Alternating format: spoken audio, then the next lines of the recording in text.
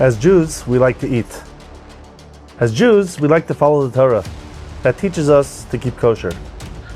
Kosher Ed is here to help the kosher consumer be an educated consumer by providing educational content, training, and personal guidance to the community at large. My name is Chaim Ribiat. I've been involved in kashrus for major North American mashgiachas for the past 25 years. My first jobs in kashrus were actually doing Pesach hashgacha for Matzah Ashira. And for the last 15 years, I've been working for the Kashrus Council of Canada, better known as the COR, which is the largest body in Canada. One of the most highlighted aspects of Pesach concerns kashrus, and many kashrus organizations put a lot of resources towards Pesach. Obviously, halacha is very important, and it's very important to ask your Rav. But besides for halacha, we also have minig, and we also have hanhaga. So before you speak to your Rav, make sure you speak to your father. Find out what you did. It's very important. And also for Shalom Bayis, it's very important to speak to your mother-in-law. My mother-in-law is Sephardi, so that's interesting. But it's very important for Shalom Bayis. I'd like to thank Rabbi Zevi Kalbach and Rabbi Dov Kagan for arranging the shir, and I'd like to introduce Rabbi Krakowski from the OU to discuss and answer some of the questions and shilas that you've submitted. Rabbi Krakowski? Shalom Aleichem. It's a tremendous comment. Thank you, Rabbi Ribiat. Thank you also, Rabbi Kagan, Rabbi Kalbach. There's a lot of shilas that are asked every year on before Pesach. Certain shilas that are the annual shilas that you get asked. It's not a Pesach if you weren't asked those shilas before Pesach, but multiple people, usually the same people who asked you the year before. And as my Rashiva in high school, Rav Shlomo Yissachar Dov used to say, that Chazar is a good zach. So it's always good to review those things, Chumrah de Pischa, when we're dealing with Pesach, where we want to be extra scrupulous and make sure that everything we do is right. So it's all the more so important to go over all those questions. And sometimes there are novel questions, whether because there's new items on the market, so to speak, etc., or shilas that just, took different shape over time for different reasons. So Bez Hashem, I look forward to being able to address together with Rabbi Ribiat some of these questions. So the first question is, this year we have a novel situation. We don't have it every year. The shilah doesn't come up every year. Erev Shabbos is Erev Pesach, and the hanhagas have to be different on Erev Pesach. What kind of issues do we have on Erev Pesach that are Shabbos this year that we have to address that we're not normally concerned about? So that's a loaded question. It makes differences, more in less in the industrial kashrus realm as well. It makes differences in the more rabbinic type of regular halacha type of area. With just how we go about Erev Pesach, everybody knows on a regular Erev Pesach, so you have Shas Habira. There's a time that you destroy the chametz before the Shas Isser Achilas chametz. So there's the two stages in terms of what we do with the chametz that we found the night before, that we left over to eat the next day, etc. And then you have all sorts of things. Obviously, you can't burn the chametz on Pesach, right? That would be an Isser Deraisa as much as it's a mitzvah. But we have, and to burn it on Erev Pesach, which would be Shabbos. Right, so as much as that's a mitzvah, that would be a little bit of an issue. So we do the Bir Chametz Erev Shabbos, which is Erev Pesach. Is that actually Bir Chametz, or is that just like Bir Chametz? Oh, it is the Bir Chametz, and I think that's also the reason why you don't have a shaila about making a bracha on B'dikas Chametz. There's a shaila, somebody who departs from his home within 30 days before Pesach. So there is the Gemara tells us there's a chiyuv, or an obligation for him to check for chametz before he departs. But it's not early Yudalit. It's not the evening going into the eve of Pesach, the day before Pesach. So he has to do b'dikas chametz. Then Chazal say he has to do b'dikas chametz, but it's a shad. Does he make a bracha? If he doesn't, let's say somebody's going now, they're leaving tonight, tomorrow morning to America. So they have to do b'dikas chametz tonight. Do they have to make a bracha? So it's a discussion amongst the Rishonim already, depending on how they learn the sugya. And all the way down, the beer halacha says that it's like a little bit of a tzarech beer, no pun intended. One's with an alf, one's with an ayin. But he says that he kind of leaves it as something which is a little bit of a question. Obviously, safek bracha is lekula. We don't make the bracha. But there's a shaila about that. Over here, this year, everybody makes a bracha, even though it's a day early. If somebody leaves though an extra day before that, they wouldn't make the bracha. The reason why is because the shaila and the way the Gra puts in his explanation. The Gra is one of the achronim that says you do not make a bracha if you do bedikas chametz early. He says because the bedika is a chelik, it's already part of the bir chametz. So I started checking because I intend that whatever I find tomorrow morning, I'm going to go burn. So if it's not samach, if it's not juxtapositioned to what I'm going to be doing, the bir chametz, I don't make the bracha. So over this year, it is l'chara, that's bir chametz. That's what I'm going to be destroying it, right? It could be that you could do bir chametz even earlier, etc. But those are more fancier shilas about in terms of the din. If it has the din, and the lumdus, you can talk about that and whatever it is. So this year, it's a little bit different in that sense, and I think that likewise, I had this question when I was doing the harsha, the power of attorney for mechiras chametz. So usually people who are going away for Yom Tov and they don't have anybody staying in their house. So even if they're going to do b'dikas chametz, they want to. Originally, maybe it started because they were trying to avoid doing b'dikas chametz. Achshir Adar, we're very from nowadays, and we're choshesh. You still have to do b'dikas chametz, even if you're not going to be there before Pesach. If the house is going to belong to you on Pesach, etc. So you do b'dikas chametz earlier, but it could be that it would work to circumvent the chiyuv of b'dikas chametz that you don't own it on the night of b'dikas chametz. But this year, l'chor, the night of b'dikas chametz becomes Lil Yud Gimel, not Lil Yud Daled. And therefore, somebody who wants to do what we would usually refer to as a mechiras yud gimel to circumvent that should probably do a mechiras yud beis to circumvent that. So that's, I guess, that would be one chilik, one difference. But that's it, the other differences come to the actual day of Erev Pesach. So Erev Shabbos is it Zman? Oh, so Erev Shabbos, even though it feels like Erev Pesach, we don't have the Zman. You can continue to eat chametz. Is beer chametz all day? No, you can continue. You can eat the beer. You can eat chametz till the next day. But right. When is there a zman for beer chametz? So we still do beer chametz in the morning then, and that's by the regular. Is there a reason you can't do it the whole day? No, and if somebody didn't do it, of course they're going to do it afterwards. Just like on a regular Pesach, you would do it afterwards, later on in the day. Even on Pesach, you do beer chametz if you still have chametz. So that's actually one of the shilas. What do you do with what you if somebody left chametz to eat on Shabbos? Well, you do, right? Then? We know that you leave chametz to eat on Shabbos. At least a lot of people. Some people. Friday afternoon, if someone wants to go to the pizza shop and buy chametz, you can buy chametz after the Zman beer. Right. You can buy chametz. So you can even acquire new chametz. That's right. So you can go to the store, buy new chametz, eat your chametz after the Zman beer, or there's no Zman. The beer, it's not really. You do beer, but it's not really a Zman. Right.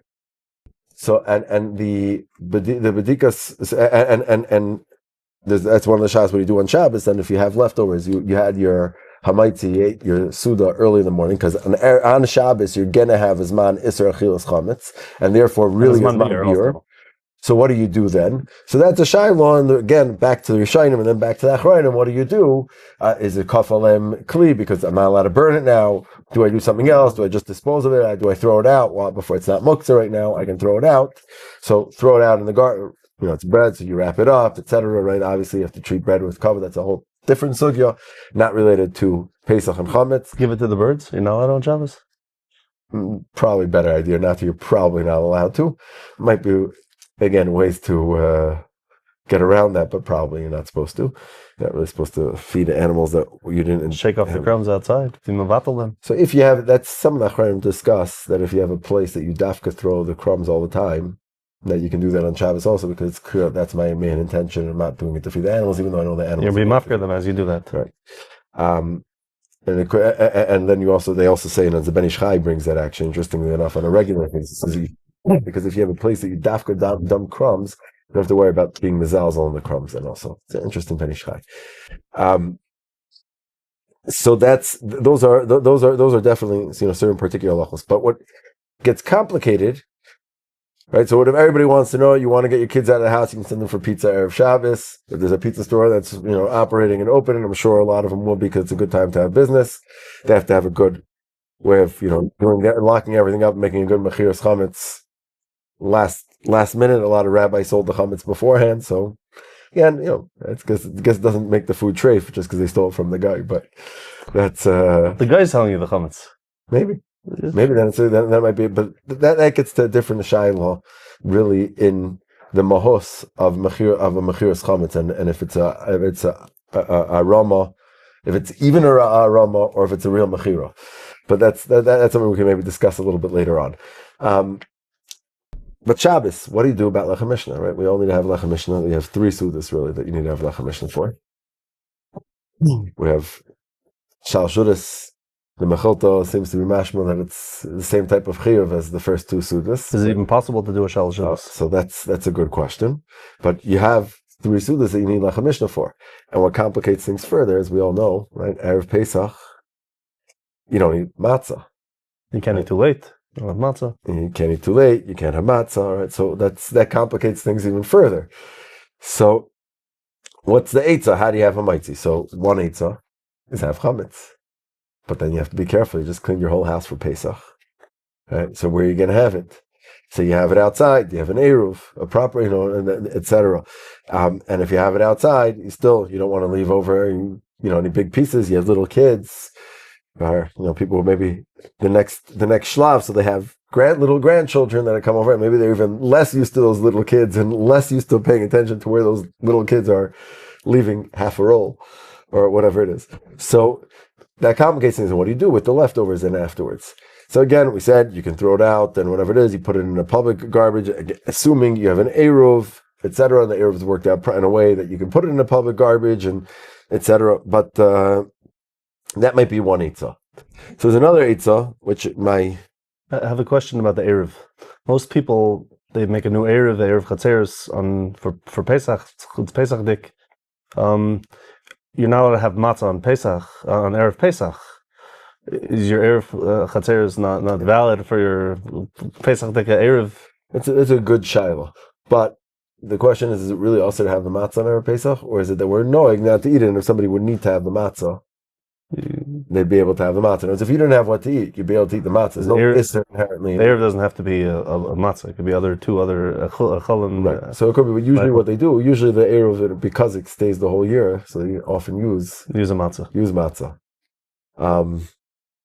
So there are certain Batei Midrashos even that I've seen, where you see the Erev prominently placed, where you see like a box of matzahs there and something, Is that why people have matzah hanging on their door all year long? That's a different Indian. I'm not familiar with that. But I learn new Inyanim all the time. So I know people have it in their wallet. Shirayim of the Rebbe's matzahs or whatever it is a shmur. No, hopefully not on Shabbos. It might be in their wallet on Shabbos, but anyway. So the Inyanenu, back to track. So that's one eitzah. Now the other is to use chametz. The other eitzah, which actually I grew up the few times that it occurred while I was growing up. I mean, those would say I'm still growing up, but while I was growing up, there were a few. What my family personally did as a psak from Rav Moshe was we used egg matzahs. So egg matzahs are loaded shiloh in of itself, because what's egg matzahs? And most of us aren't so familiar with egg matzahs, especially if you're an Ashkenazi Jewry. That's like what's egg matzahs? You don't eat it all Pesach. Right. It's that box that maybe you have somewhere stored in your house for some odd reason, probably from like 6 years ago. Maybe the last time Erev Pesach was on Shabbos. That was 4 years ago this time. But you have, you maybe seen the box and whatever it is, and it has this funny disclaimer on the side that according to Ashkenazi Jewry or according to the Ramah or different, we don't need that it's only for the aging and feeble or the ill and whatever. They have different ways of phrasing it, probably depending on when it was the last time that they looked at their box and how people talk nowadays. But it has some sort of disclaimer that it's not for Ashkenazi Jewry, sick or old, and that you need to have it. So, why is it different than regular matzahs? what is it? Why could we maybe have it on Pesach? Why do Sfardim have it on Pesach? There's no zero on it. So, Gzera on it for Pesach. For Erev Pesach. For Erev Pesach, why should it be Gzera? So you shouldn't have matzah. This is the time of matzah, but for Erev Pesach. Okay, so let's discuss what it is. It's referred to in halacha as Matzah Ashira. Okay, rich matzah, which is kind of the antithesis of how we call matzah, lechem oni, right? That matzah is a poor man's bread. That's what we were fed when we were in slavery in Egypt, and that's poor man's bread. And this is referred to as Matzah Ashira, the rich matzah. So the reason why it's referred to as rich matzah is because it's made with something that's in a regular matzah, just flour and water, nothing else. And over here, it's made dafka, not with water. It's made with with eggs, hence the name egg matzah, right? And instead of using water, it's made with another liquid that does not have the halachic status of water. So Gemara discusses what happens. We know what happens if I mix flour and water and I leave it for more than 18 minutes. That becomes leavened bread. It becomes bread that has risen, and that's the definition of chametz.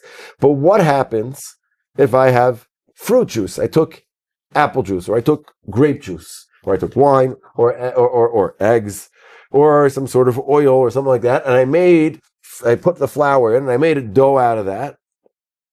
What happens to that?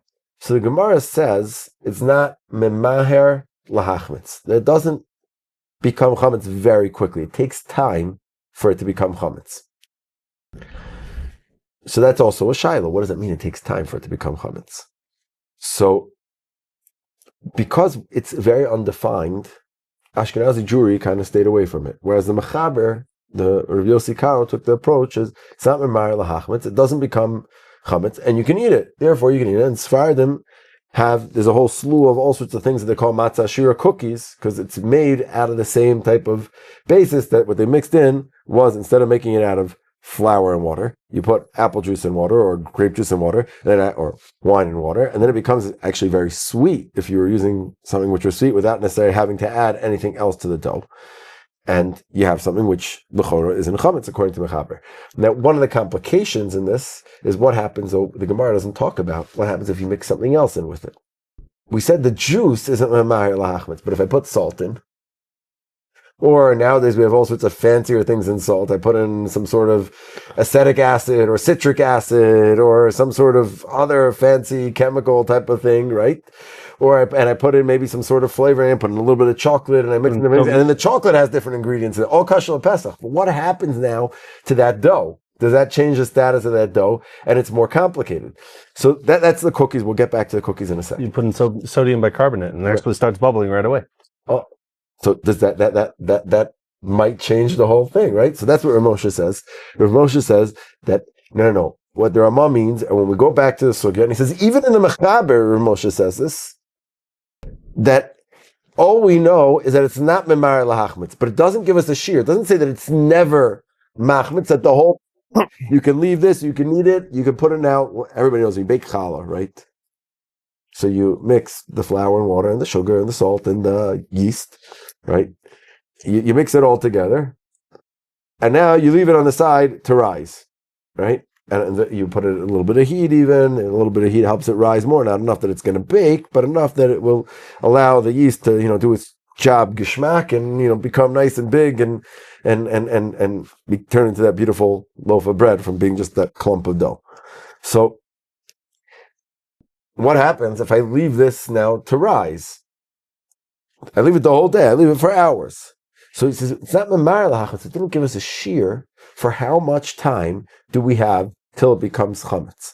So Rashi says we have to go with the 18-minute rule, because presumably it's not less than 18 minutes, because 18 minutes we know becomes chametz for water.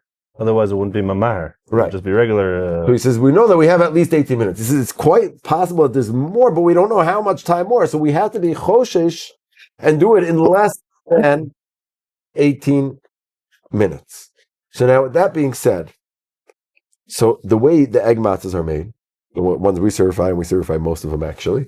So the way egg matzahs are made is exactly the same way as regular matzahs, prat, with the exclusion of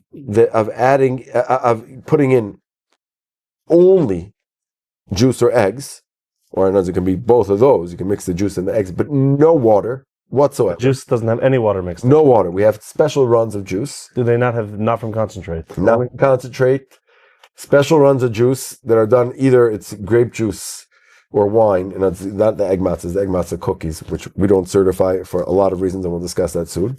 But the egg matzahs themselves have grape juice usually. One of the places that I think uses some apple juice, which is also a special run where the apples are dried and the mashgiach checks them before to make sure that there's no residue left from rainfall or something like that on the apples before they press them to make the apple juice.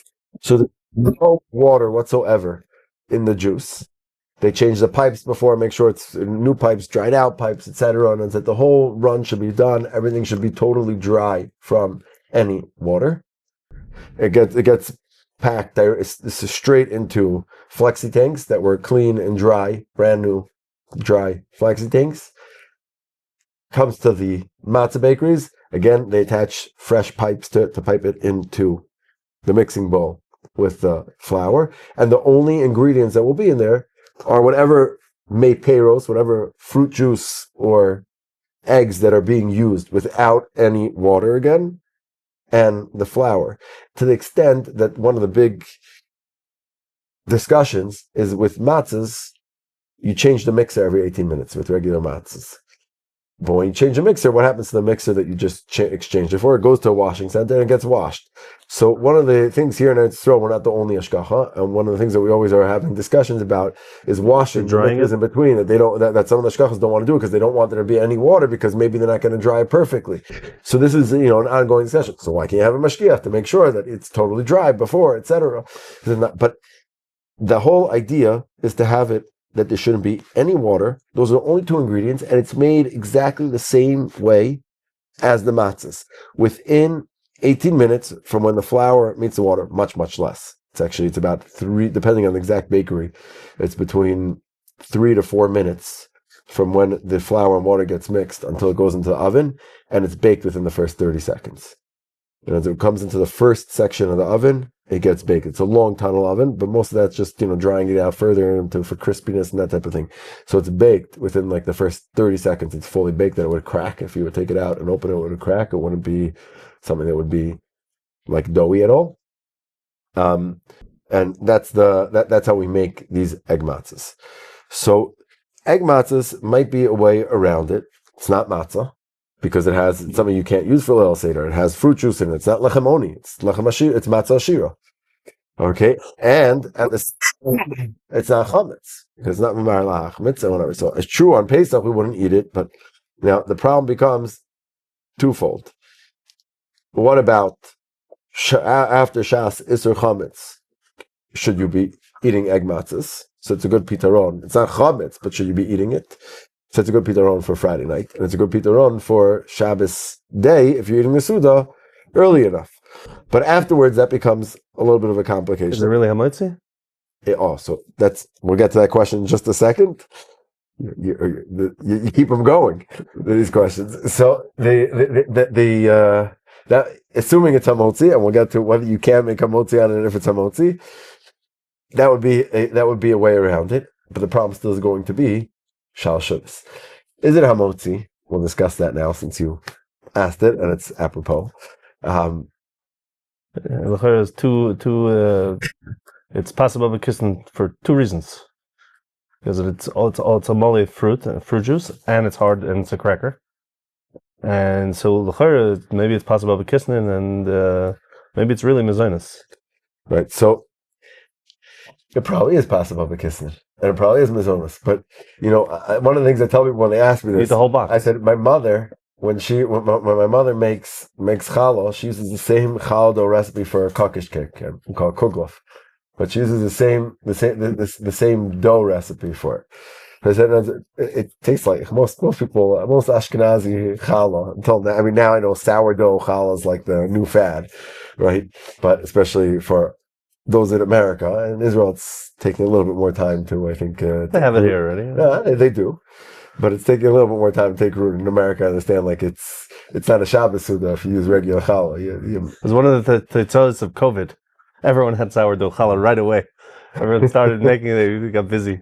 So, but the is sweet challah, like the regular Haimisha, They call crown chatzi challah, matok, whatever. something.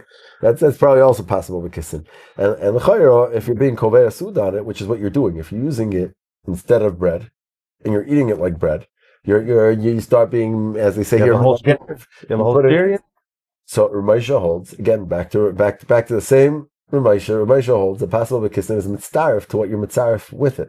So if I eat that now with my hummus, or I eat it with my salad, I eat with my gefilte fish, and I'm basing my suda around it, and I have lots of other food, which is part of the meal, whether it's the whole fish, meal is included, whether it's the meat, right? So that's what Moshe says. Moshe says about pizza also. If you have a slice of, if you have, even though Moshe says you need to have more than 2 slices of pizza to have a kviyas suda, he says, but if you have your fries and salad with it, so now it becomes a whole meal. So I have 1 slice, but I have also a thing of fries and a salad with it. Then it would be a kviyas suda.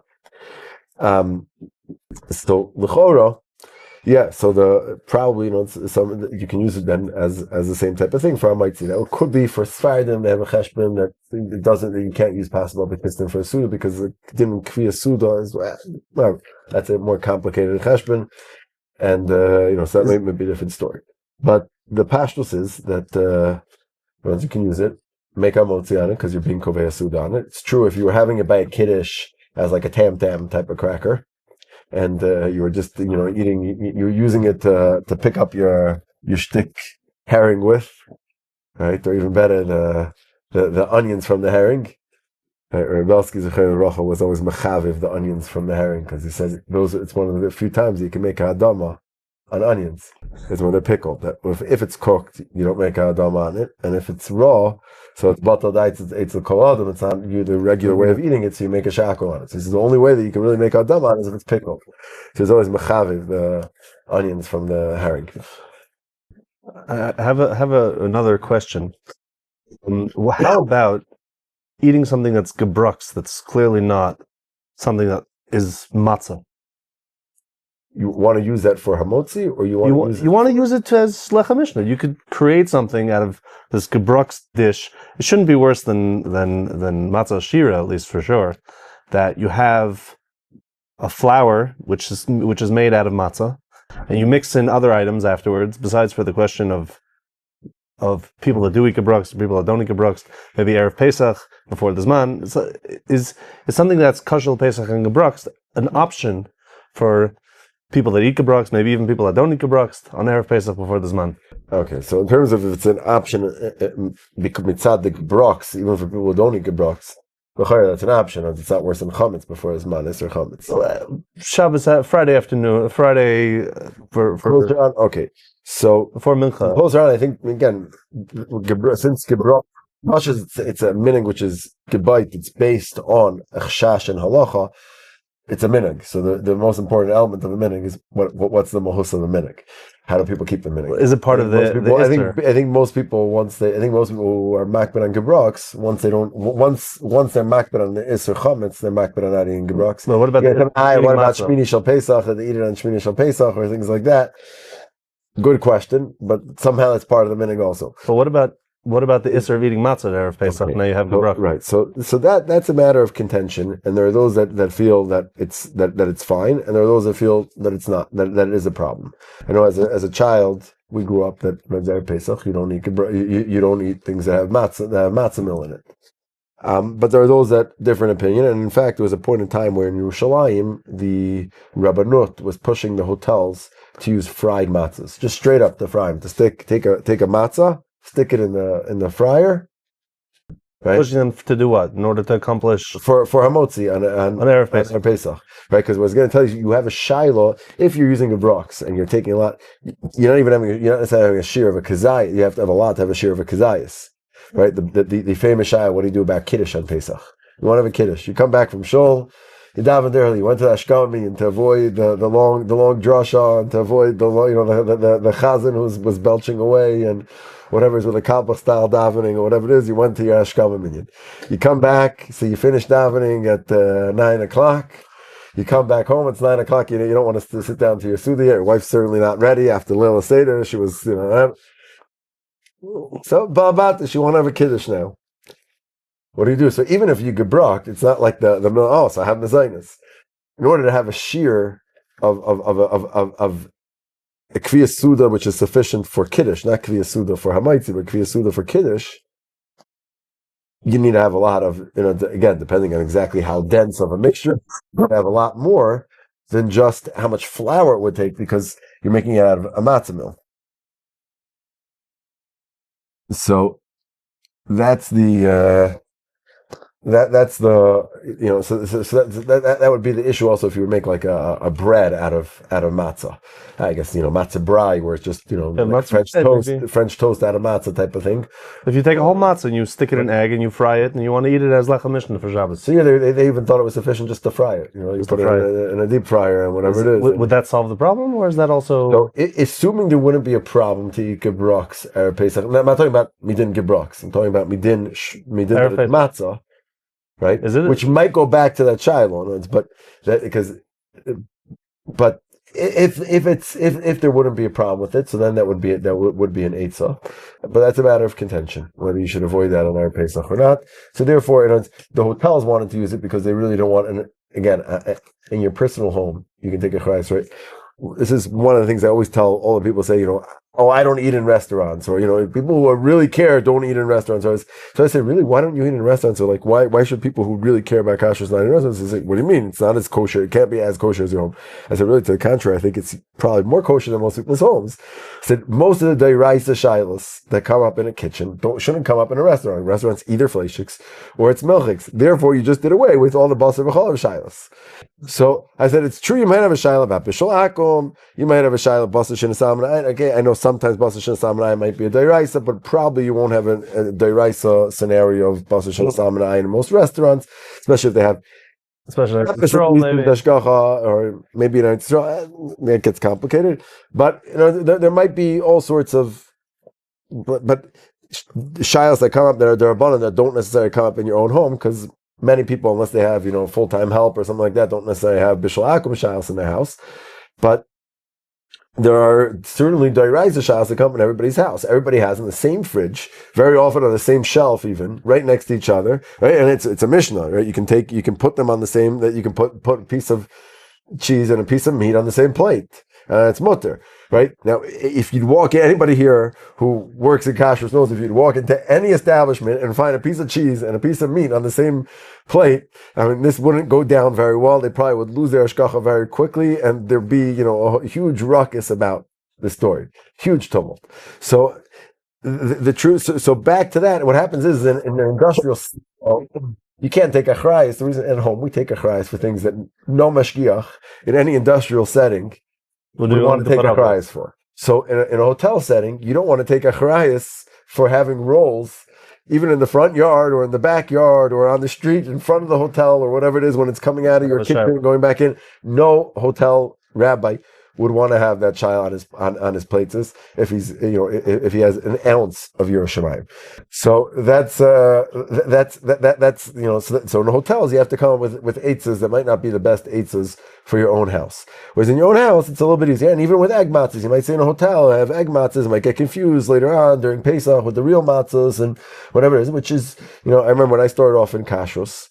So Rabbi Luban from the OU, who is one of the his specialty was food services. One of his many specialties was food services, and he would always tell me, he says, Yissachar Dov, in kashrus, whatever could go wrong will go wrong, and if you can think of the scenario, it will happen, right? So it has happened. It will happen again.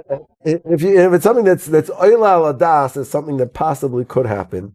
Eventually at some point in time you're going to meet that scenario. So in hotels it's different than in your own home. And in your own home, if you have a shiloh, it's easier to control the shiloh and deal with the shiloh afterwards. And if you have to ask mechila from a few people for the whatever uncomfortable situation it creates, then having a hotel of people that you have to ask that mechila for. But that's So at home, it's definitely better to use either one of those two first options of hamaitzi and disposing of it in some sort of way, maybe putting it in the cabinet to the guy. You sold it to the guy, and whatever you didn't eat lemafreya beforehand. You can get into all sorts of fancy lemafreya shilas, but that's definitely one of the good ways. And another good way would definitely be using egg matzah, especially if it's certified with a good hashgacha. If it's not certified with a good hashgacha, you can run into all sorts of problems. Which, before we move on, we should probably discuss those cookies, because those cookies this year they're selling all over the place. Matzah Ashira cookies. Okay, and some of them might be certified as Kitniyos for some sort of odd reason, because they group that all together, all the things that the Nebuch was Ashkenazim don't eat, right? Which I also want to point out, Chas v'shalom, it shouldn't be misunderstood, but Kitniyos isn't an Ashkenazi minhag. Kitniyos is brought in the Gemara already. It's a minhag from the Gemara. And that was definitely the prevalent. We need to understand history a little bit better to understand why Sephardi communities weren't different communities took on different kitniyos. Some of them don't do rice, some of them don't do. That probably comes from the fact that the Rosh ended up in Morocco, and the Rosh wasn't sure what's going on with this whole sugya in the Gemara of not eating kitniyos on Pesach, and he introduced kitniyos to Moroccan Jewry, or to part of Moroccan Jewry. But kitniyos is Medina. It's really from the Gemara already. Matzah Ashira, the whole sugya also, I mean, again, machlokes Rishonim in that, but that's maybe a little bit easier to understand where they're coming from, because the Mechaber thinks that it's fine. Now, the Matzah Ashira cookies get complicated because they do have multiple ingredients in it, number one. So now that I added in other ingredients... Do they take Matzah Ashira and break it up like a matzah mill, or do they originally start with... No. They start with flour. They use wine traditionally. Most of them, you can get you can get drunk just from like the fumes from the wine being mixed in. It like pops back up at you. I saw it done a few times. Went to review it, but they mix in other things like baking soda, or depending on the exact place. There's a few companies that make these things, but they mix in other chemical things to have various effects on it, so it should taste more like a cookie than like matzah. And they sometimes put a flavoring like chocolate and different things like that. That's issue number one. So we don't know, the second I mixed in something else, that we know that salt has the pu'ula being memayir lahachmitz. The Gemara tells us that already, right? And that's something that the Rishonim discuss. If it's mutter, if it's a negligible amount, not a negligible amount, the Achronim discuss the Mishnah Brura seems to be machriel the kula b'di'evet if it's a negligible amount of salt, but if it's a little bit more salt. So then the Mishnah Brura seems to think that you definitely should avoid it, and so over here when it's already even more of a kiddush because it's a kiddush of the Gemara that may pairs aren't memayir lahachmitz. So now we have something which we know the Gemara tells us is memayir lahachmitz. We don't know again the exact shear of how much time it takes to be memayir lahachmitz, but that probably should be avoided. So over here that's something which they're doing lahedya. Another thing that they're doing lahedya is that we talked about the mixers before, right? So they don't want to wash out the mixers, and it's not running like a matzah bakery that runs straight. Matzah bakery, right? Everybody's familiar with 18-minute matzahs. It says on the box 18-minute matzahs, which means they to clean the whole line after 18 minutes, and they're not somech. They don't rely on a kula of the Gemara, which is as long as there's asek, as long as you're playing around, you're kneading the dough. Throughout the process, you can go the whole day long and just play around with the dough. You didn't allow it to rise, so that's fine. So in the matzah bakeries, even though it's less than 18 minutes from when the flour and water gets mixed in, but there might be negligible amounts that fall on the side and this and that or whatever it is. But because everything's always the hustle and bustle of the line, everything's moving around the whole time, jostling around and getting moved and pressed and pushed and this and that and whatever it is. So there's asek. Now that works as long as it's going nonstop. But if I use a regular cookie mixer, I'm doing this in a plant that makes cookies usually. So the cookie mixer, there's no din of being misasik of having the cookie mixer work nonstop. So they mix a batch, then the batch goes onto the line, and until everything else gets mixed in, there can be a few minutes. They take a coffee break, they take a lunch break, right? And they don't cook it because again, now once they took that approach, it's not that's not so it's not. How long does it actually take? So we don't know. That's the whole thing. We don't know. People are there, no one's there. Oh, how long could it be? We know that there's times in between where goods can sit there for a while. They're not makbet to clean it all the time. No, makbet. How long from the time they start mixing until they actually bake off the cookie? No, they're not makbet at all. No. So the baking time can take a while. So Chametz Gamur possibly. According to Rav Moshe, the way Rav Moshe understands the sugya, which again it seems to be the pashtos. It doesn't seem to be like some sort of Rav Moshe chiddush that this is a. Oh, it says not memayir. You don't know when it is. At any point after 18 minutes, it could be starting to become chametz. That's what Rav Moshe. That's what I said. It seems to be the pashtos. So that's the other issue with these cookies. All right, we certainly cannot recommend them. We can't certify them. I do think it's prudent, certainly before this, but after this man Eser Chametz, not to eat them it's anymore. certainly prudent not to eat them, and it's probably prudent, you want to sell them because maybe there's tzirufim to be mekolan, and there are shitas that are mekolan or Movadia, officially was matter them. So if you have somebody who doesn't sell Chametz Gamur wants to sell them or something like that, that's probably fine. But it should probably not be viewed as really being kosher Pesach. Okay, we have a few more questions. I know this one took a while. We discussed many issues. There's a question about what exactly is identifiable as Chametz Gamur, and some people don't want to sell Chametz Gamur. Some people don't want to eat Chametz Gamur. So they want to do beer on Chametz Gamur. Obviously, things that are not Chametz Gamur, things that are not Chametz, things that are Kitniyos, there's no chi of beer or to sell it or to get rid of it. So what exactly is Chametz Gamur? How do you identify that? How do I identify it, or how does the sugya identify it? Obviously, a piece of... So I want to explain. There's a few things. Some of these terms get thrown around a little bit loosely. Because people use a term, when Chazal use the term Chametz Gamur, it's as opposed to a Tarayvus Chametz, and it's as opposed to Chametz Naikshan, and there's other terms that are used, which only Vadei Chametz. It's something which is definitely usher to consume. And it might be, again, depending on the exact other status, it might be Bal Yirah, Bal Yimotze. Beer. Right? And therefore, Bal Yirah, Bal Yimotze would be chayiv in beer and being destroyed before Pesach. So that's number one. So Chametz Gamur, in the Gemara sense, means something that doesn't have any, that's only Chametz. It's not a Taroivus Chametz, it's not Chametz Naiksha, it's not Zeyav Chametz, etc. Something which is Vadei Asami Dairaisa, something that has any Chametz in it, in any form or way. Now there is a shayla, back to the Mechirus Chametz type of question, where on Zeyav Chametz, there are certain things which are, I don't think anybody, I don't think anybody in their right mind would be matter to use on Pesach, right? But it's an even lesser status than regular, Chametz Naiksha or Taroivus Chametz, something which is a mixture or something that has, and those are things that are a Zeyav Chametz, which is just somehow, Zeyav literally means the condensation or something like that of Chametz. But it could be something like an alcoholic beverage, whether it's a beer that was brewed from chametz, or whether it's like a whiskey, which was also after being brewed, etc. Then it went through. Practically, is there any difference? No. So get rid of it all. So the Chaim Sofer says that there is. He says because there are shitas that Be'etzim say there's no din of chametz, as much as we don't paskin like them. You can be mitzaref that, especially with alcoholic beverages that are expensive and whatever it is, and you'd rather not totally lose, to be able to do a mechir, even though the Chaim Sofer was very much practically only for mechir and maybe Chametz Shalav Pesach after Pesach, the things that are negeh like that. Right. So for certain shas like that, there might be room to be a little bit more lenient. No, there's no eating of any of the stuff. No, that nobody is matir. Halacha l'maisa, nobody is matir that. And so that might. There are products though that aren't necessarily chametz at all.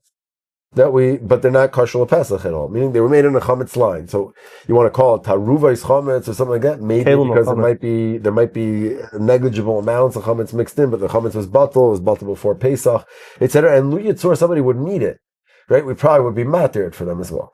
Now, those are things that you should sell.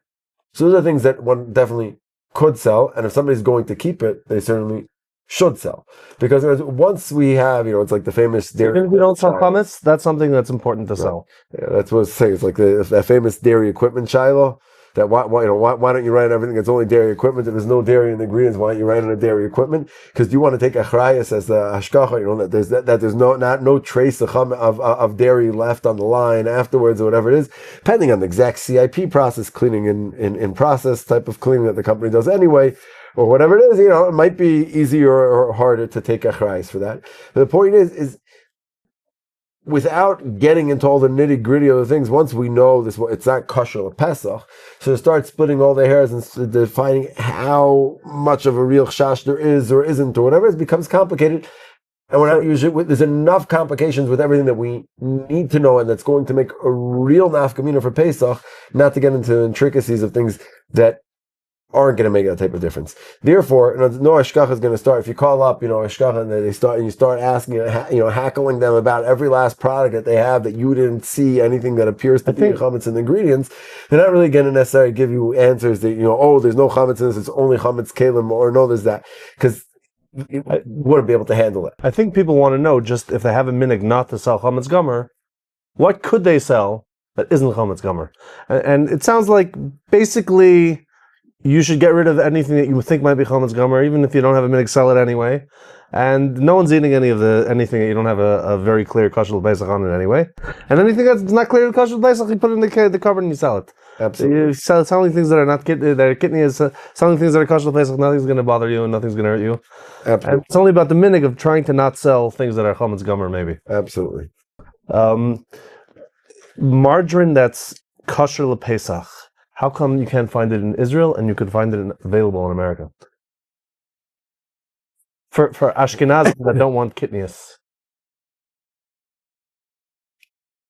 Why you can't find it in Israel? You have to ask this. You have to ask suppliers. Why didn't the supplier? Is there a technical issue why they can't make it, or it's made a different way?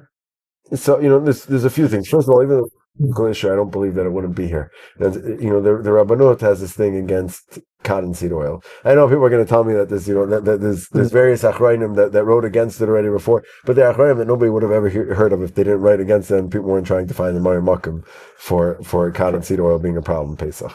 Okay, but there's also palm seed oil and things like that. So, are those problems also with Kitniyos? No, palm seed oil. Nobody suggested, and there would be no reason to suggest. Now, cottonseed oil. The reason why people want to say it is they want to call it include it. It's a seed and it grows similarly to Kitniyos and things like that. So they want to claim that it's Kitniyos, but it's not a food item.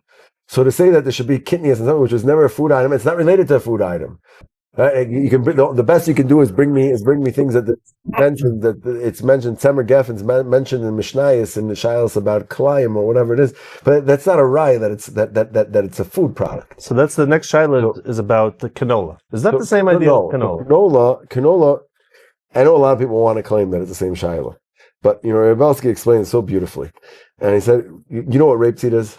It's from Canada, so I know all about the Canadian. Okay, so what's rapeseed? It's something that's not grown for human consumption, I don't think. That's correct. But why is it different than cottonseed oil? It's part of the mustard family. And if you see a picture of the rape flower, and you see a picture of a mustard flower, you're not really going to be able to differentiate between the two, unless you're a botanist, right? Or you're maybe you're not a technical botanist, but you're the mustard family, a plant junkie, and you're very into your plants, and so it's part of the mustard family, and mustard exactly. Sure, Kitniyos. Right. So about saying split between. So somebody's going to come tell you, well, this type of mustard is too bitter for me. It is often not used either, but somebody does use it once in a while. Or if it goes, and this is the truth of the matter, probably they could use it if they added enough sugar or whatever it is to cover up the bitter taste, because it has a more bitter taste than the regular mustard. And is the processing something that would be considered Kitniyos shenishtaneh? Is the processing of canola maybe also cottonseed, maybe cottonseed not? So again, anything that you would consider Kitniyos would be the same shot. What about soybean oil? What about soybean oil? What about peanut oil? Peanut oil, there was people that were already corn oil. Right, so all oils in general, is that nishtana? That's just pressed. It's not nishtana. So right, so that canola is not edible. So what I would do, what I would break up is that there's a difference between may Kitniyos and Kitniyos shenishtaneh. Meaning, when I juice anything, basically, right? It's not necessarily, it wasn't nishtana, it's part of its teva, it was there. I didn't do anything, there's no, chemical reaction here or biochemical process or anything that it went through to change it, that I had this here now, and now I have that. I had this all along. There's no reactor or retort, so you're good to go. Right. So that would, again, are there those who want to say there were earlier, poskim that wanted to say that may Kitniyos shouldn't be a problem. But that's why I say I would differentiate between may Kitniyos and Kitniyos shenishtaneh, because there might be another level, which would bring us to, the diet Coke and type of shilas, because those are heavily modified from their original form, and they go through many, many chemical processes on multiple levels as they get broken down into their chemical components. And is that also considered Kitniyos still? Personally, our poskim hold that it's still considered Kitniyos. Our Pesach Coke has a kosher Pesach. Our Diet Coke, and this is Coke Zero, from my perspective, I think it's both Kitniyos and shenishtaneh. I know there's a different chemical process.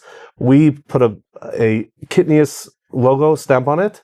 I know that the OU obviously does certify it, and over here there is some kosher Pesach Coke that's diet that is certified without a Kitniyos label. And so that's exactly the shiloh that Kitniyos shenishtaneh.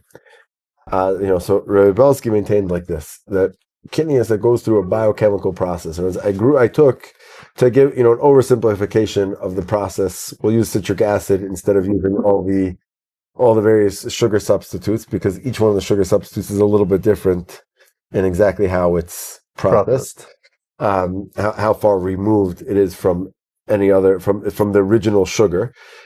Just explain the artificial sweeteners. And I say the artificial, there are sugar-free sweeteners that aren't artificial, and that's some stevia and things like that, which are natural. They're not Kitniyos at all. Unless depends on the exact. Is stevia Kitniyos? Stevia, I don't. As far as I'm aware, nobody reviews it as a Kitniyos. I don't know why they would. It's a leaf, I think. Okay. So I don't know. Again, I don't know why they would, but. I don't know why people view cottonseed as Kitniyos. So what about? But so back to give a very simplified example of what goes on in what Rabbi Belsky was considered Kitniyos shenishtaneh. You have something like citric acid. Again, a very, very simplified explanation of the biochemical process that it goes through is: I take a sugar, I take a strand of bacteria, I let the bacteria feed off of the sugar, and basically what they produce after they fed off of the sugar, the byproduct that they produced is going to be citric acid. Right now, I oversimplified it. It takes a week for it to happen with all sorts of centrifuges and to go through all sorts of reactors and all sorts of different fancy apparatus and whatever it is. Again, you didn't necessarily need that for it to happen. Once upon a time, when it was discovered in the lab, it didn't necessarily go through all the fancy processes that we use today in order to make sure that it's done in a controlled manner and comes out perfectly the same. It's also possible to make that kosher Pesach. Yes, because you can use any sugar. In theory, you can use white sugar. You can use all sorts of other sugars that might have no chash. You can also make a chametz. A lot of citric acid is made from chametz, and that Rabbi Belsky wasn't willing to be matir. And it's chametz shenishtaneh, he wasn't willing to be matir.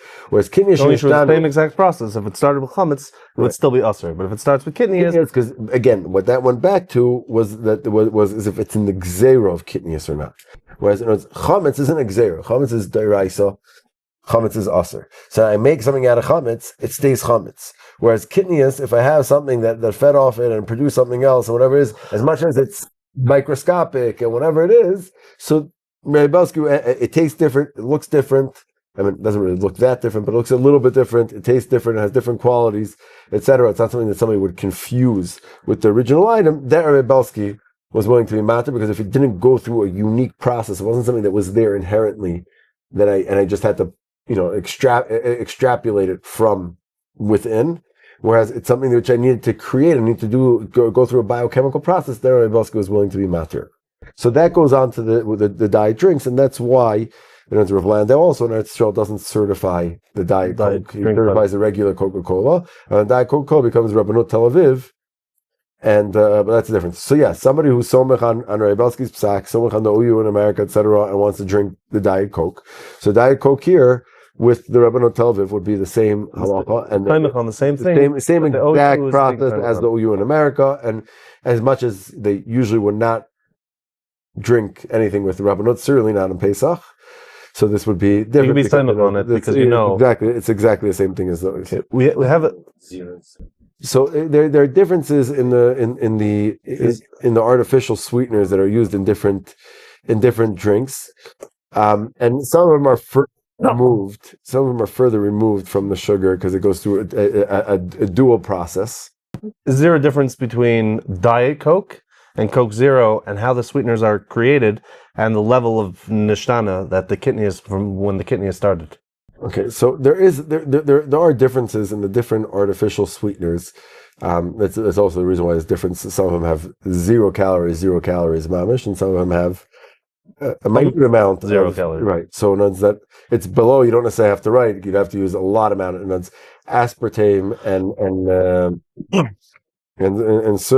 sucralose. So the difference is that the sucralose is about 600 times as sweet as sugar, whereas aspartame is only 200 times as sweet as sugar because it's less removed from the original sugar. So it still keeps a certain residual amount of calories, so to speak. Again, without getting into all the processes and starting to discuss all sorts of scientific things. You think it would be better Coke Zero or not necessarily? What? Is Coke Zero better or not necessarily? And I don't know that I would get involved in splitting those hairs either. I don't know that it would necessarily make a halachic nafkamina. Okay. Certain hashgachas you see on the package has a good hashgacha during the year. On Pesach, it also has a good hashgacha, but the hashgacha says it's only for during the year. And then you have another hashgacha that is certifying it for Pesach, some of which you maybe wouldn't rely on during the year, some of them you don't recognize. Is there a reason why the better hashgacha is not certifying it for Pesach? Is it a kashrus reason? Are you concerned about it? Is it a hashkafic reason? Is there a reason why they just decided that they don't like these items for Pesach? Is there even such a thing? In America, I know that the American hashgachas don't have as much hashkafic problems in general with doing certification. If the item is kosher and they feel like they should be certifying it, they certify it. In America, even the most hamish hashgachas, you can find the things that are pizza, right? All these items that clearly are, mashmois of chametz, but they still certify them for Pesach. And over here, you see a bigger reluctance to certify them. And is that the reason why there's no good hashgacha on them? It might be the reason. That might be, but if there isn't a hashgacha that you would rely on during the year, why would you rely on them for Pesach? That's the top and bottom of it. If you can't rely, if it's hashgacha that you're not comfortable relying on year round, I certainly would not be comfortable relying on it for Pesach. That's number one, and number two. They're obviously not using ingredients that the other hashgacha would feel. Otherwise, the other hashgacha would be removed.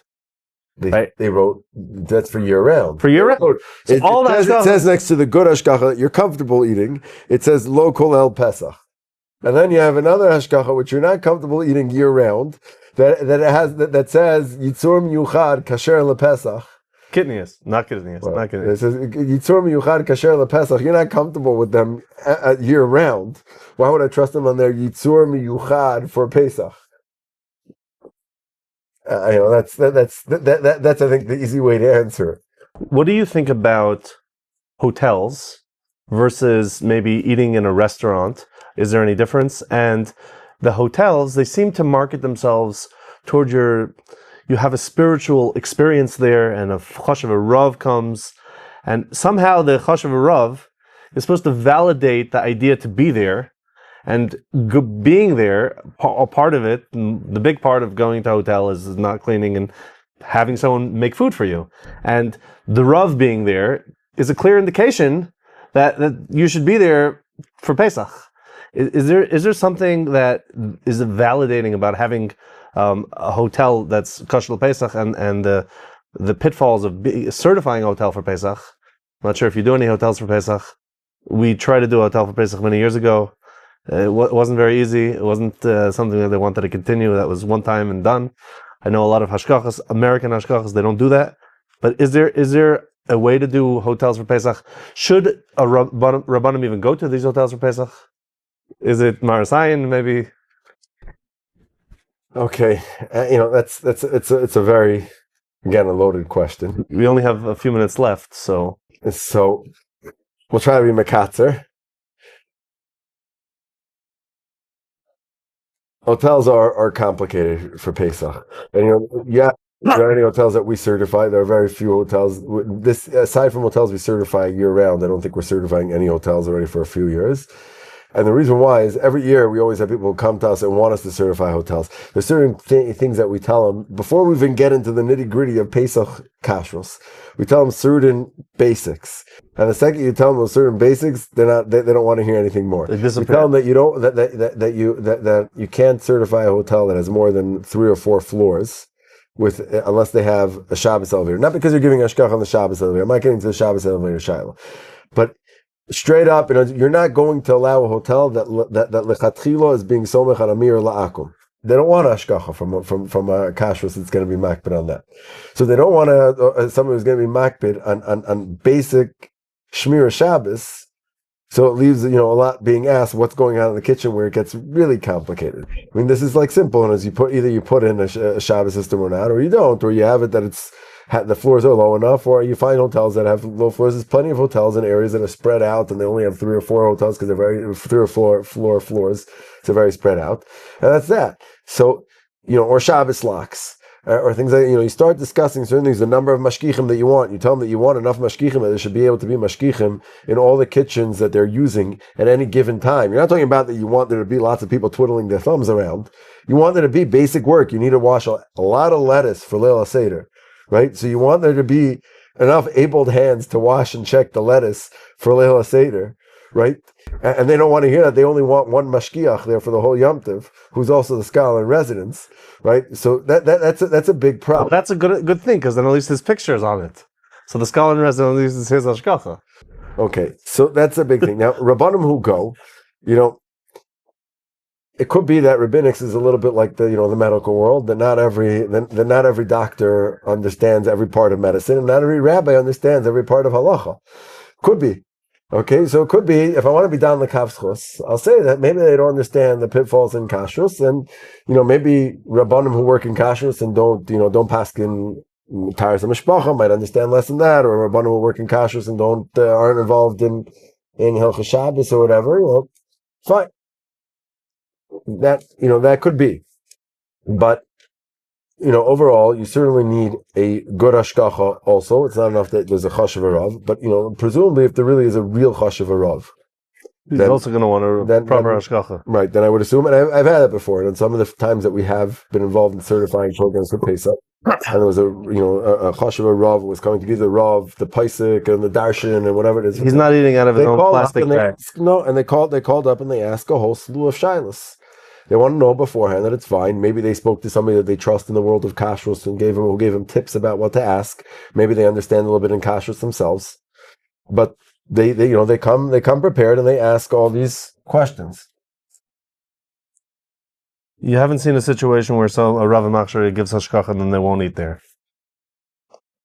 I mean, I've heard such stories. I think that way. I certainly think that would be like a wrong thing to do. Again, unless this is like a kiruv. Again, I'm not getting into every rabbi and every situation. And maybe it's a kiruv thing. He knows his program is kila, and knows his people were eating chametz otherwise, and whatever it is. So they're eating things, and or that he's extremely machmir. And somebody wants to be very machmir, and some people are very machmir. They don't mish. So he wants to do it. He's getting paid a nice honorarium to come to be the rabbi there, and it's giving his wife a break from cleaning or whatever it is. But they bring some cleaning apparatus. They bring some cooking apparatus to their own room, so they shouldn't chas v'shalom mish. That might be a different story. But that so I'm not getting into any particular rabbi and what he did do or didn't do. But somebody's coming and they know the program's not up to par, and they're still coming. That would be a taina on them, but. I don't work for them, they don't work for me. And okay, back on the issue about products and lack of availability of certain products here and what seems to be hashkafa. And there's also, over the past 20 years, there's been a big transition here in Eretz Yisrael in terms of the products that are certified for Pesach. I'd probably be remiss if I didn't share a short story of Achshara of the Pepsi plant, not an OU plant, where the fellow who kashered the Pepsi plant told me, he went to kasher it, and the plant manager came down in the middle of the chshar and he said, when you finish the kosherizing, come up to my office and we'll have a toast. So he said he finished. It was very late at night. He thought the guy probably left, but sure enough, he waited for him and comes to his office and knocks on the door. and opens the door, pulls out a bottle of scotch that he had there, and he pours in, the l'chaim, a toast. And as they're drinking, he says, "Cheers to to Passover." And he tells him, he says, "Rabbi, tell me how many months long is Passover?" So he says, "Months?" He said, "It's a week." He says, this guyish plant manager almost like choked on his scotch. What? A week, and you guys can't go 1 week without Pepsi? Okay, so yeah, probably we don't need all the stuff or whatever it is, but I'm not getting into the hashkafic thing. The real reason why these products are certified by in America and not here has to do with the demand of the tzibur. If the tzibur isn't going to take it with substandard hashkachos, and the companies see they're not selling to the Haredi market, they're not selling to the Migzar Dati Haredi without a decent hashkacha like they have year round. Okay, then it's not worth it for them to take then some sort of substandard hashkacha.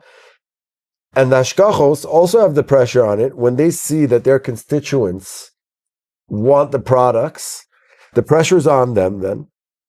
And somebody is going to need to be able to give that answer. So it might be one over the other because one wants to gain more traction with the tzibur, whatever it is. But at the end of the day, it's the consumer. It's a consumer's market, and the consumers are the one who are going to set what the standards of kashrus are, and how much effort the companies are going to put into having a higher standard of kashrus, and how much the hashkachos are willing to invest in certifying things properly. So I think in North America it's a little different than over here. In North America, there's pretty much of a loy plug. We have 15,000 kosher consumers in Toronto that want product on a regular basis, and 300,000 consumers on Pesach. The people that come for Pesach pretty much have as much market on Pesach as the whole kosher food market does the rest of the year altogether. So when half of your market is Pesach, it's because your market doubled so many times, and the reason why they get a good hashkacha on Pesach is because you can't just go to hashkacha, bad hashkacha, and find one and make bad hashkacha. It's a light plug. You go to the hashkacha that's there. The hashkacha that's there is going to do it properly. And Baruch Hashem, the people in that only keep kosher one night a year for the seder, they have proper hashkacha for the seder, right? And you really have that much of a big market in America. You have how many from Yidden you have, and the amount of non-from Yidden you have fill in the market. And Pesach is one of their biggest times of the year. And that actually pushes the need for regular products. They want regular products. Over here, I'm not sure exactly what the difference is. You have people, but they have a lot more options to just go to a hashkacha that they wouldn't necessarily, they wouldn't have hashkacha at all during the year. And now over here, they find something that says kosher Pesach. Their origins are from Sephardi origins or wherever it is, and they just find something that looks like it's a hashkacha. In America, there's no new hashkachas that show up for Pesach. So it's a very good point, Rabbi Ribiat. But I'm going to share another little anecdote. When one of the biggest Israeli bread companies, one of the largest Israeli companies, Bechlal. So one time when I was sitting with their executives, so they told me, that they're constantly reviewing, market strategy and whatever it is. And one of the things that they review is kashrus, right? In Israel, it's obviously an important element of marketing.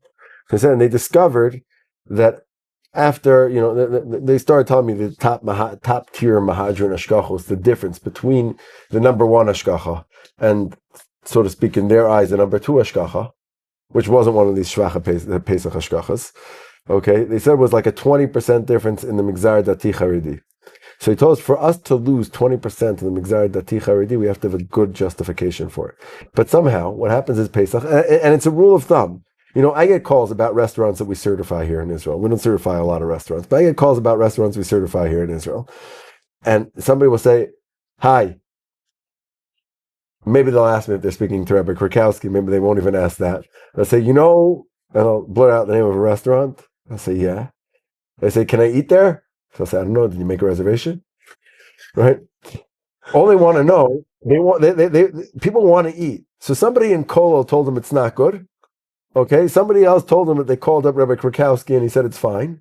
So all they want to hear, they don't even know who I am. If they knew who I was, it wouldn't be an intelligent question the way they asked it. Okay? So all they want to know is they want to hear somebody say that it's good. It's fine. Okay, so year round, none of their friends are eating these substandard hashgachos. Okay, but Pesach, they have their kids at home, their kids are kvetching, or whatever it is, and their wife wants an ice cream and this and that, and whatever it is. I'm not blaming women, chas v'shalom. Women are very good when it comes to kashrus. Maybe it's the husband who wants his who wants his kosher LaPesach, I don't know, some sort of hard alcohol drink or something like that, right? But it comes to Dailum Vilt Essen, people want to eat. So, now that's the best they have. So, okay, year round, I'll pay the extra few shekels for a better hashgacha on my piece of meat. But in Pesach, it's not available. It's not available. So when I want my ice cream or I want the snacks to keep my kid quiet, so I can take a nap on the Yom Tov afternoon. So whatever it is, it looks like it says the words bedatz on it or mahadrin or whatever it is. That's good enough. Zemayesh, right? So I think that perspective is something that if the tzibur changes, and it's the same thing when it comes to hotels. I'm not talking about Pesach hotels in particular. I'm talking about hotels year round. When people go to a hotel, it's rabbanut. Right, and they speak to the mashgiach, and they eat. So they go for the night, and they eat breakfast the next morning. Okay, so they don't eat the lasagna by breakfast, and they don't eat the I don't know, some sort of other fancy ravioli dish or chveisvos. But they told them that the omelets are always bishul yisrael because it's only done on this flancha outside. Only always a Jew and das and yens or whatever it is, right? So they eat the omelets, and they have the cereal because it says the cereal is this and that. So they have no reason to take on a madrin hashgacha. Because people are coming anyway. They're coming anyway. All the charenim are coming anyway. You come Ben Azmanim to any hotel, it's full of people who are only eating the best hashgachas. So on that point, I'd like to thank Rabbi Krakowski for working for the OU, because in America, when someone wants to get the most market share, they go to the OU, and everyone knows that OU has a standard, and everyone knows what the standard is, and everyone eats it.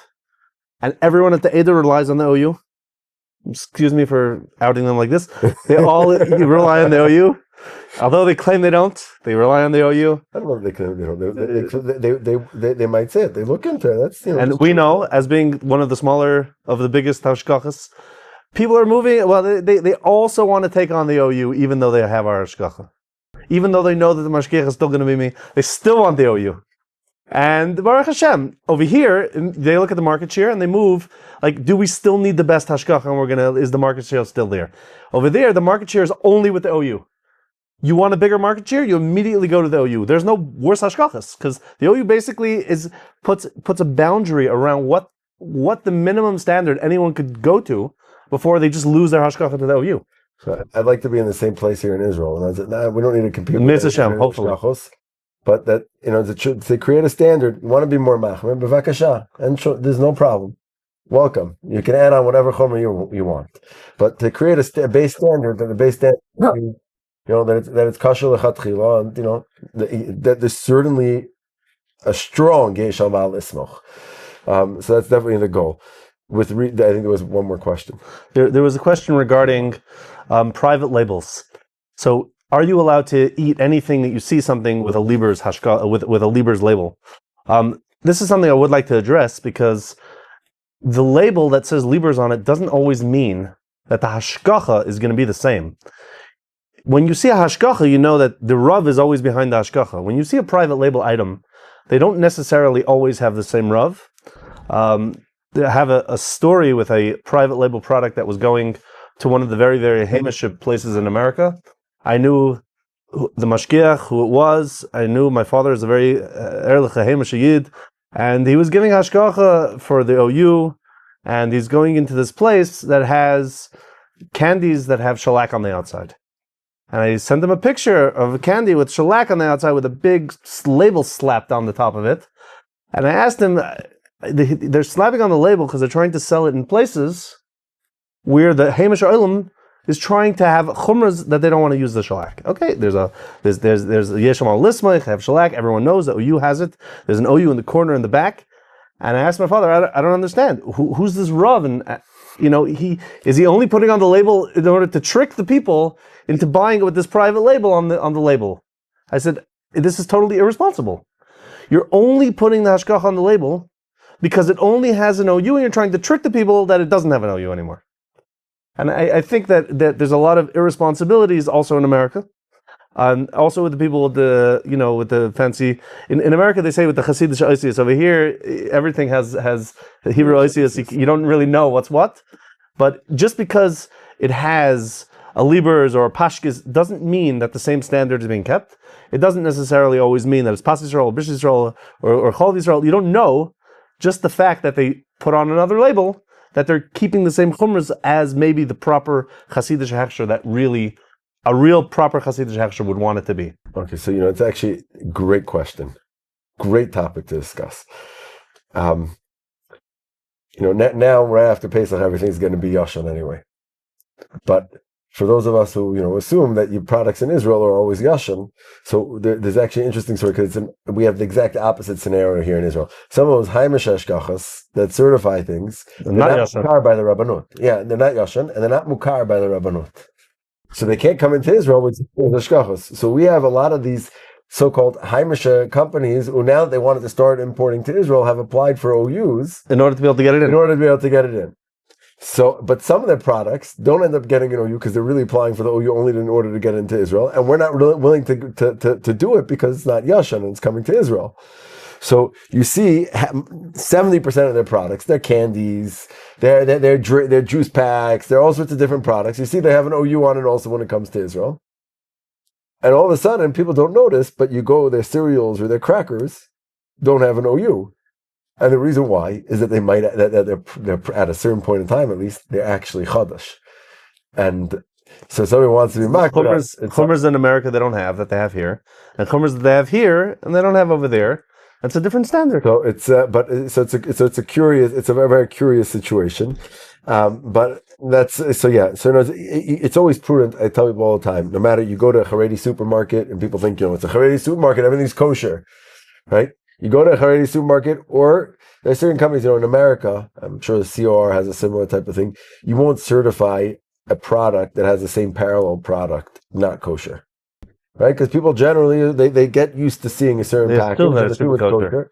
Right? So our policy is we won't certify something in America as kosher if it's something that can be sold. If they're manufacturing it in China also and selling it in China, it's Pringles. So they're manufactured in China, which is an important thing for people to know. Pringles that are not manufactured in America and they do not have an OU on it are not kosher. It's not just that they don't have an OU on it. They're not, and it's not just that they might not be kosher. They're not kosher. Okay? So seeing those same private label, those are Pringles that can't be sold in America because they're coming from China and they're not allowed to import it. Whoever's has the exclusive right to manufacturing it in China isn't allowed to export it to America. Right now, if they were manufacturing it in Canada or Mexico, where it's apt to come at least to the border states, at least before the Trump tariffs, right? So it was apt to come at least into the border states from Canada or Mexico. Most manufacturing is made in Canada, and they ship it all to the States. Right. So no, but I'm saying in this scenario, let's say you have an American plant that's made, one of the big companies, whatever it is, there's an American plant, and they have an OU. But now there's one right over the border, a few hundred miles away, might not even be that far. Right, on one side of the Great Lakes, it's America. On the other side, it's the Canadian side. Canadian side. So a matter of 100, 200 miles that could be between the two plants. And the plant in America would be kosher, the one would be kosher, we wouldn't certify it then, unless the label would be totally different. So here, unfortunately, you can go to the supermarket, you come back, you bought from the same stand 2 packages of mozzarella cheese. Okay, one has a fancy good hashgacha, a really good hashgacha, and the other one has like a fictitious hashgacha. Okay, and you bought them the same stand, so you even checked one of them. So it's very prudent always to check packaging for the kosher symbol and to see what it says next to the kosher symbol, especially in places in Israel where the kosher symbols might include a whole Megillah of what it is or isn't. And this is the one most important thing that we tell everyone every single year. Every single package you have to check.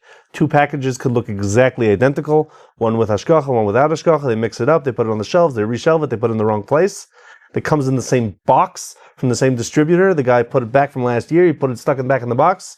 You have to check every single package. It looks exactly the same. And one of them is Chametz Gamur. I wanted to know before. It's Chametz Gamur, and the other one's Kosher Pesach L'Mahadrin. Right. That's every year the soup cube shilas they come up.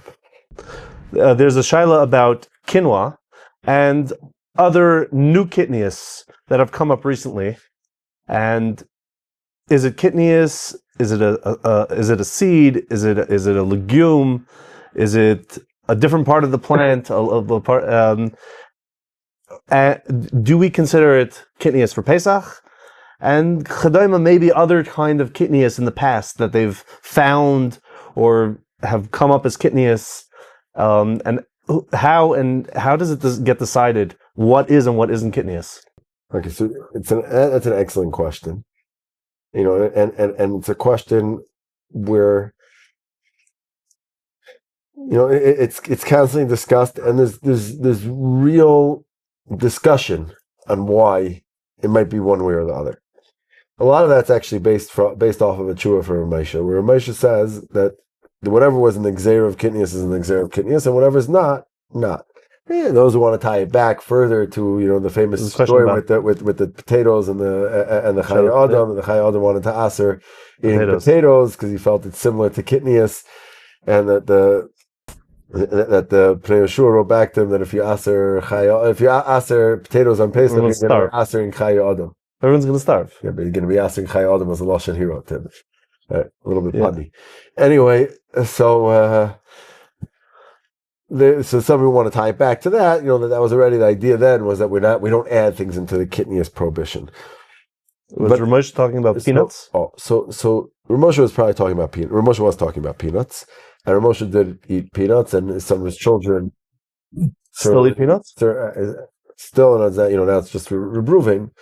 But some of them definitely ate peanuts on Pesach, unprocessed ones, still shelled and whatever it is. But the interestingly enough, as Reb David Feinstein felt that his father that what his father was saying didn't apply to quinoa. But the shayla of quinoa, it has more angles to it than the shayla of peanuts. And the OU it doesn't certify peanuts as non-kitniyos for Pesach, whereas quinoa we do.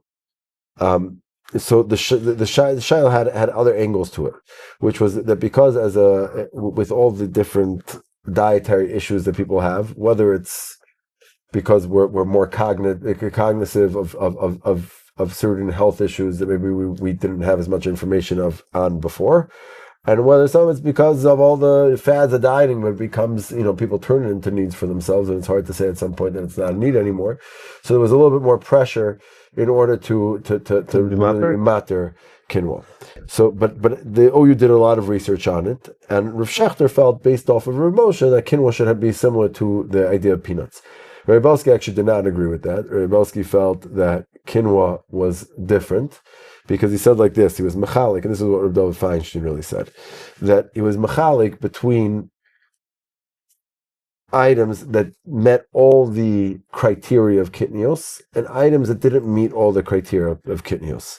Dahainu, meaning that there's two main reasons behind the kitniyos prohibition. One of them is because there are things that can be confused with grains, because it can be used similarly to the chamisha minei dagan, to the 5 types of grains that do make chametz.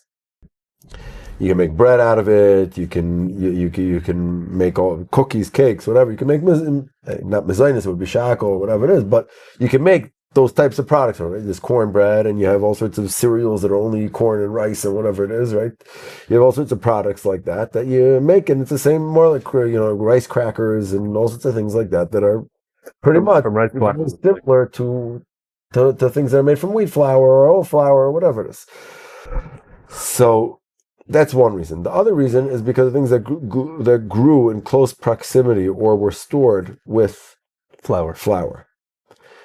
And then there are things that so those are the two separate reasons for things that could be kitniyos. So some things don't really meet all the requirements, but they meet one of the requirements, so to speak. But that was the gzera was on, like mustard seeds, right? Mustard seeds, nobody makes mustard bread that's made out of only a mustard flour, right? It would be extremely strong to eat such a thing, right?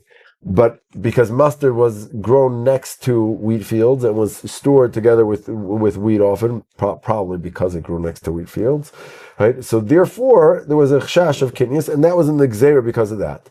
Certain things that grow, so now peanuts, it's true that it's part of like the pea family, and peas were part of what was kitniyos, so that's why some people want, right? It's not really a nut, it's more of a pea than it is a nut. So that's why, the pashtos, why many people want to include it as Kitniyos, is because they want to say it's like a pea. But it's a new world food. It wasn't around. So that Rav Moshe was willing to be lenient about. Whereas over here, something like quinoa has both aspects of it. It's something which can be used as a grain. You can cook it the same way you cook grains. You can make a flour out of it. You can use it in all sorts of different forms, similar to a grain. And it's stored. It's grown next to grains very often in fields next to it because it requires similar environment. And it's stored together with grains often. So because it has both those elements, Rabbi Belsky was more reluctant. But Rav Shechter felt after researching it, and we sent people down to various places where it was grown and stored to see that it's not necessarily stored together, it's grown together, etc. So that if it's checked, and this is very important, even those who are going to rely on quinoa, right? I think other ashkachos also, I think the Star K also was allowed it. The COR did not allow it, but I think there were other major American ashkachos that allowed it, and so people who are going to use quinoa have to know that it does need Pesach certification.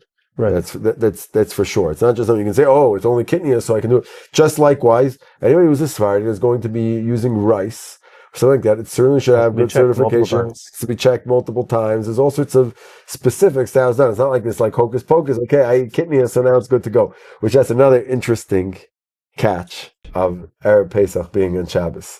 Now, when Erev Pesach comes out on Shabbos, if you have a Sephardi neighbor who eats Kitniyos, right?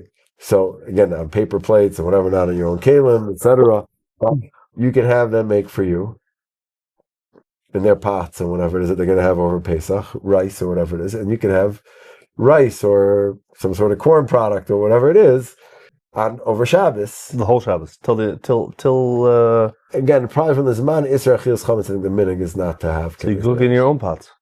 No, because then your pots are Kitniyos. Kalim b'diavad or whatever, but every Erev Shabbos pot.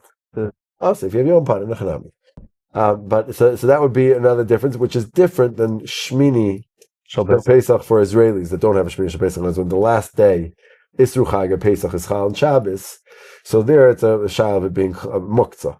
Because it was Migudis Ketzoy Ben Hashmashos and Ben Hashmashos, which was still Shvi Shal Pesach. It was also, so it was muktzah but for you it is. So it's muktzah for you for over on the 8th day.